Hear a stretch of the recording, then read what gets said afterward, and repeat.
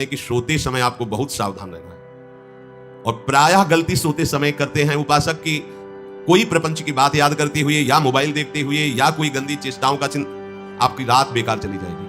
अगर सोते समय आपको समय नहीं देना व्यर्थ चिंतन का, उसी समय विषय चिंतन होता है, उसी समय विषय भोग की आकांक्षा जागृत होती, उसी समय विषय देखने की इच्छा होती। मोबाइल है तो जिस समय आप अपनी शैया पर जाएं स्विच ऑफ कर दें। लीजिए आप उपासक हैं भगवत प्राप्ति की, 30-35 वर्ष ये नहीं था तो सब मर नहीं गए थे।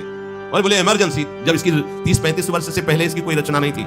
मुझे लगता है और आप ब्रह्मा हो क्या कि इमरजेंसी संभाल लोगे। स्विच ऑफ करो।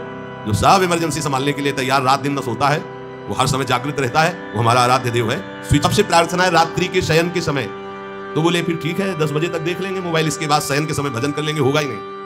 क्या तुम देखना चाहते हो? प्रिया प्रीतम के सिवा और कुछ क्या देखना चाहते हो? वो तो सुंदरता छुपाने के लिए आभूषण पहनाए जाते हैं, औरों को तो आभूषण सुंदरता बढ़ाने के लिए, यहाँ छवि के छिपाए क्या देखना चाहते हो? वासना की क्रीड़ा, और तुम उस क्रीड़ा को देखना चाहते हो। परमार्थ के पथिक हो, देखना है तो प्रभु को देखने की वृत्ति रखो, अन्यथा मूंद लो आके प्यारे, महान फल प्राप्त करोगे। सबसे क्योंकि जब आप गंदी बात कहीं देखोगे तो आपके अंदर वैसे ही चिंतन बनेगा, वो ऐसे ही लगेगा मैं भी ऐसा करूं, मैं भी ऐसा भोगूं, मैं भी ऐसा देखूं। मान लीजिए आप, जब हमारे शास्त्र कहते हैं कि पशु पक्षियों के मैथुन को भी नहीं देखना है, अगर ऐसा एक बार दृष्टि पड़े तो मानसिक प्रणाम करके दोबारा दृष्टि ना देना। फल है कि उसके बिना काम नहीं चलेगा और हम तुम्हें काम से युक्त कर देंगे। इसके बिना काम चलेगा नहीं, तुमको रखना पड़ेगा, और जब तुम इसे रखोगे तो हम काम अपना कर लेंगे। कलयुग ने कहा हम अपनी व्यवस्था बना देंगे।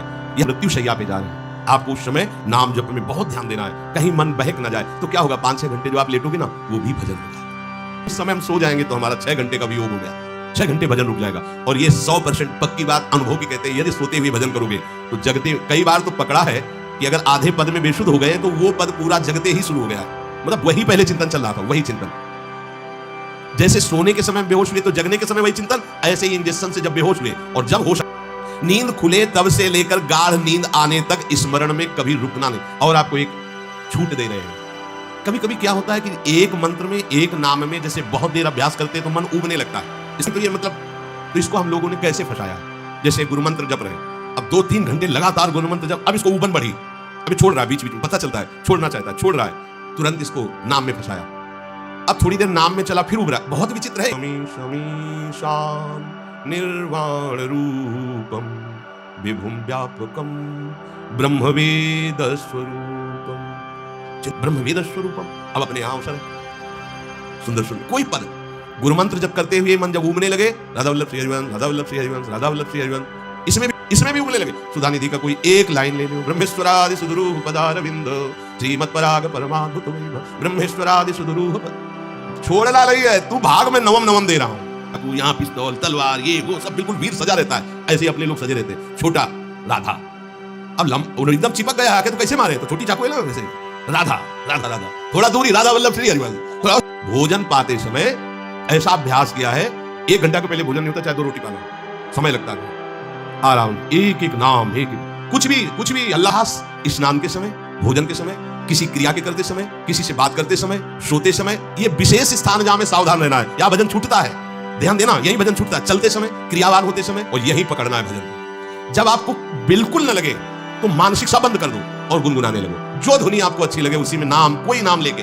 पर संसार का चिंतन न होने पावे, चाहे जो कुछ तुम चिंतन, जहां न होने पाए, पहले ऐसे अनन्य बनो, फिर बाद में अनन्यता आती, रसना कटो जो अनरट। हाँ, विषय चिंतन कर रहे हैं, प्रपंच कर रहे हैं, बोले रसना कटो जो अनरटो। और नहीं बोल सकते, प्रपंच बोलेंगे बस, रसना कटो, ये शब्द वहां नहीं आते। पहले मैं आपको छूट चाहो, संसार का चिंतन मत होने देना, पहले ये पकड़ो, फिर आगे चल करके जब पवित्र हृदय होगा, का चिंतन नहीं करने देना है इसको। आप जैसे बने वैसे करो, भागवती चिंतन, कोई नाम ले लो, कोई मंत्र ले लो, तुम्हें जो प्रिय लगे। हम छूट देते हैं, तन रोकना है। कैसे छूटेगा, कैसे छूटेगा, हमें ये पकड़ना है। नहीं तो निष्ठा की बात, जो हरि बोलना नहीं, क्योंकि जो हरिनाम जगत शिरोमणि वंश भी, हरिवंश बोलना नहीं है, क्योंकि प्रपंच में रहती है। तो क्या करो, जो तुम्हें प्रिय लगे पहले उसे पकड़ो। यह मन, पहले इसको फंसाओ, संसार का चिंतन न होने दे। गीता, भागवत, भक्त चरित्र, कुछ भी कहीं भी इसे फंसाओ, पहले संसार का चिंतन न होने दो, फिर लाओ इसको घुमा के निकुंज वाटिका में, फिर तो भागेगा ही नहीं, फिर बात बनेगी। चिंतन छोड़ना है हमें, जैसे बने तैसे संसार का चिंतन छूट जाए तो हम विजय को प्राप्त हो। ध्यान दीजिए, इस परमात्मा तत्व को वही प्राप्त कर पाता है जिसका राग बीत गया है। परिश्रम नहीं है वैराग्य में, विवेक नहीं होने के कारण हम वैराग्य नहीं धारण कर पाते। हम बाहरी बातों को वैराग्य ले लेते हैं, ऐसा कपड़ा बदल लेना या कपड़ा ना पहनना या लौकी का कमंडल, मिट्टी का पात्र, तो हम अपने को वैरागी है वैराग्य का।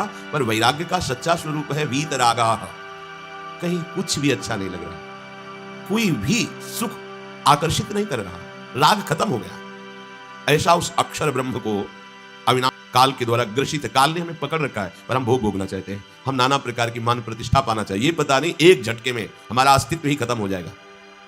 जिनका अंतःकरण निष्पाप निर्मल हो चुका है, जिनके हृदय में केवल भगवत प्राप्ति की उत्कट लालसा जागृत हो गई है, ऐसा साधन संपन्न उपासक परमात्म तत्व में प्रवेश पाता है। जिनकी इच्छा एकमात्र भगवत प्राप्ति की है, यदि छंतो, उनको क्या करना होगा? ब्रह्मचर्यम चरंती, ब्रह्मचर्य का पालन करना होगा। केवल जनेंद्रिय से ही ब्रह्मचर्य को नहीं लेते, हमारी प्रत्येक इंद्रिय भोगों से रहित होकर भगवत अनुराग में नेत्र प्रभु को देखना चाहते हैं, त्वगेंद्रिय प्रभु को स्पर्श करना चाहती है, घ्राणेंद्रिय प्रभु के श्री अंग की गंध पाना चाहती है, श्रवणेंद्रिय प्रभु के वचन सुनना चाहती है। एक एक इंद्रिय अपने प्रभु में लग गई, अंतर्मुख हो गई, बाहर विषयों का त्याग हो गया, इसे ब्रह्मचर्य कहते हैं। चर्य में जनेंद्रिय का ब्रह्मचर्य अत्यंत आवश्यक है। यदि जनेंद्रिय जन्य व्यभिचार दोष से युक्त है तो कदापि उसे भगवत प्राप्ति नहीं हो सकती।